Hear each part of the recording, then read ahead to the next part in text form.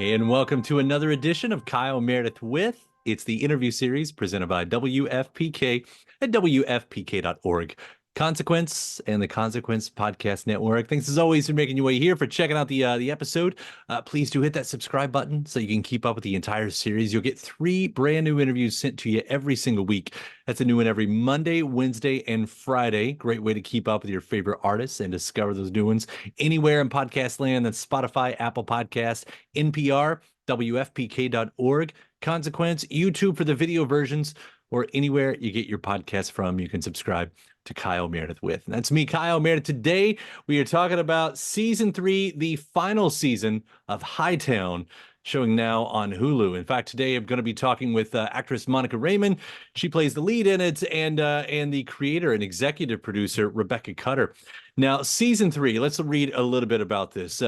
Fisheries service agent Jackie's off the wagon and off the force in the final season of Hightown, but that doesn't stop her from careening into the dark underbelly of picture-perfect Cape Cod to save a missing woman and a murdered sex worker.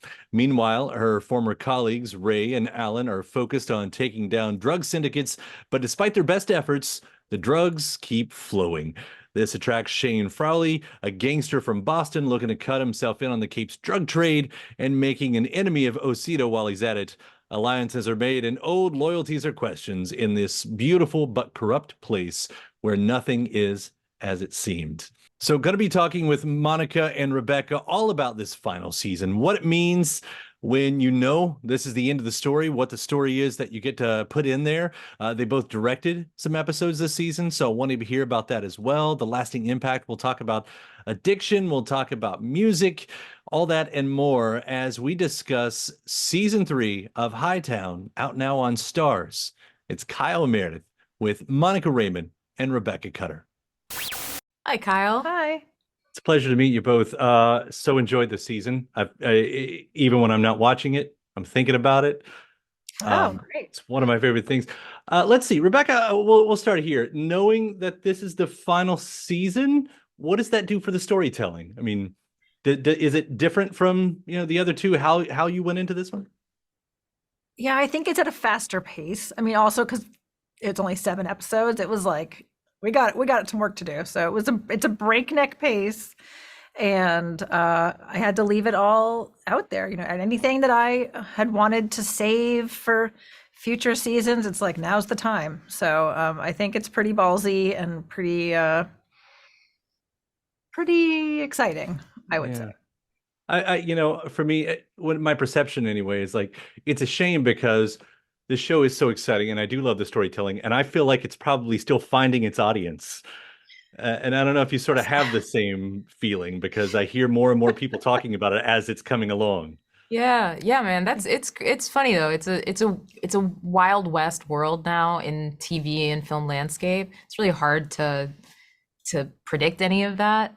I want everyone in the world to see this show. Everywhere. Yeah. So that's the dream. That would be such amazing. But I mean, the good news is nothing goes away anymore. Like people can keep discovering it even after it's on the air. And hopefully now that there's 3 seasons, that's like a real body of work. I know some people like to wait and start things after they're done. I mean, I do that. I started Barry like last month. So yeah, maybe it'll find a whole new audience. Yeah. now. And then you can binge it. Yeah. Right. Oh man, I'd love to binge this show in like Me one too. I weekend. can't stand to wait. It's a good show. Well, getting into the plot and everything, it's a really interesting beginning. We're on the beach, 2-day blackout. I started thinking of shows like Memento, where everything had to be put together backwards. Like, how did you all want to do that? Because it feels like this is a really fun way to tell at least the first half of this season of what the hell is going on. Well, I love the metaphor of like, you're investigating something, but you're really investigating yourself. And I kind of think like every detective story, every good one sort of is that. So this one is like a little more literally that. It's sort of like she is the mysterious body that we find. So it's like Jackie is at the center of the mystery this season, which I love as kind of metaphorical, but also literal. Right. Yeah, Monica, the lines here, I knew that I couldn't drink since I was 17. It feels like she's tired of herself. She knows that she's destructive. There's a grand reckoning. I mean, the reckoning is sort of always there, but especially in this one, I don't know, can you talk a little bit about the journey and how, as an actor, you've got to make that shift at some points, right? Yeah, man, you're very good at this. Great. There is a grand reckoning. Yes, that's exactly right. And she is sick and tired of being sick and tired. She says, I knew I couldn't for whatever, half of her life, right? So what has half of that life been? It's like coping every single day and misusing alcohol or drugs or partying or sex just to like stay alive and to try to feel something. And being with Jackie through all of that and how she's able to hopefully reckon with that and come out at the other side, learning that she doesn't need all of those things to be herself and to feel a connection with herself and the people that she loves. That's ultimately what we all want. And then also, like, finally, her mission, or her calling, I would say, is to help people. She knows how to help. She knows that that's what she wants. She doesn't know how to do it without hurting herself or sometimes the very people that she's trying to help. So, gosh, that was good. It sounded great. You're really good at this. You're really good at this. I feel like we should do this again sometime. I would love to. Do you find that you're the type, like, playing a character like this for as long as you have now, for these 3 seasons over multiple years, like, is it emotionally heavy? Yeah, it is for me. But Rebecca is such a great collaborator. We work very intimately together on the show, so it's almost like I immersed myself completely in it for 3 years, and every day, like, we give ourselves to our work, so it can be emotionally taxing whenever we wrap and we go home for the day. But on set, like, there's also so much joy and so much lightness when we're filming these really dark scenes. It's important to keep that going because it's fun. It's still fun to do, It's sad and dark, but it's really fun to shoot. Yeah. I will say, in some of these scenes, Rebecca, I don't know how much you could talk about the addition of what you've got going on with Rachel, because this seems like what can we do with this character? How far can we write this character? Like, what was that?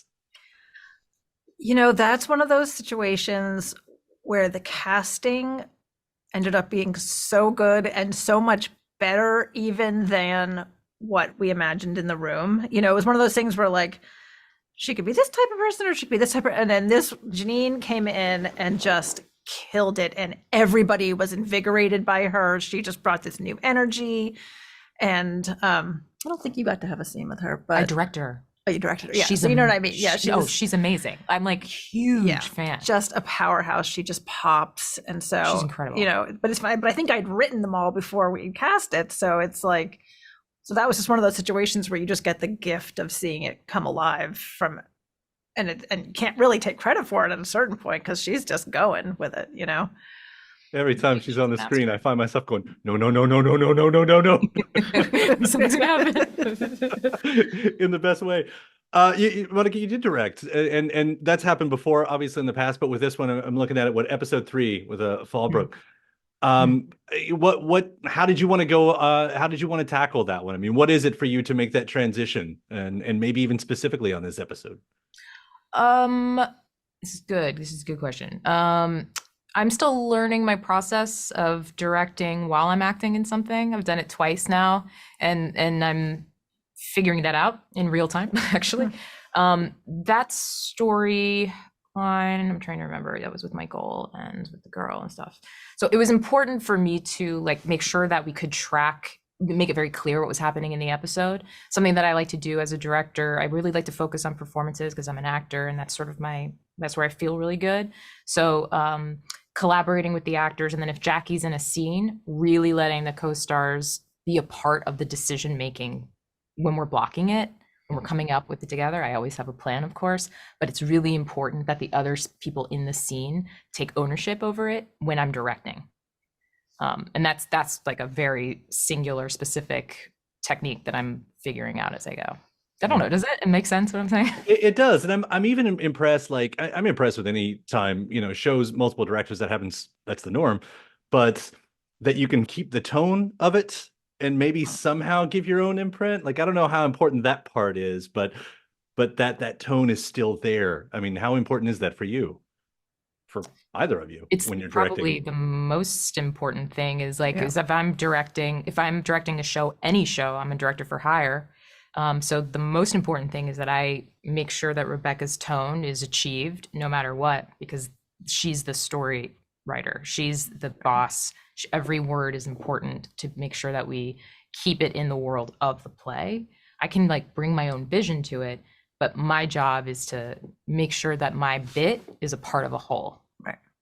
Yeah. She's a fantastic director, and it's just the fact that she knows the world and she knows the characters. I mean, you have a fantastic eye too, but like that consistency and the love you show to the cast and to give everyone their best performance,